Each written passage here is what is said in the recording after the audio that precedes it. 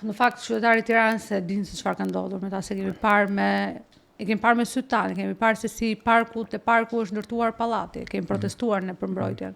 Madje protestat e hershme ka qenë për mbrojtjen e parkut të Liçenit, se më kujtua pas mbledhjes së Këshillit që kur ka qenë fakti që te Liçeni Pranver 2016 mos gaboj. Po edhe kemi protestuar fal atyre protestave parku tek ajo pjesë e parkut që sot ka një është e çuditshme bar sintetik, ndërkohë që mund të ishte natyror, aty mund të kishte ndërtime.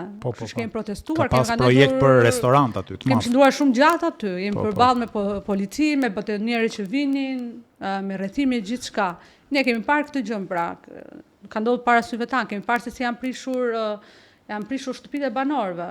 Me idenë e një investimi të madh për qytetarë, po në fakt ne e dim. Ne e dim që përreth atyre mund të kalojë një rrugë, po përreth aty do ndërtohen godina të mëdha, pallate edhe komplekse, të cilat është shumë e lehtë bashkia t'i marrë për idenë e këtë investimi të madh publik dhe më pas t'ua japi investitorëve akoma më lirë, se ndryshe do të ishte si thua çmimi, nëse do shkonin të negocionin vetë banorët.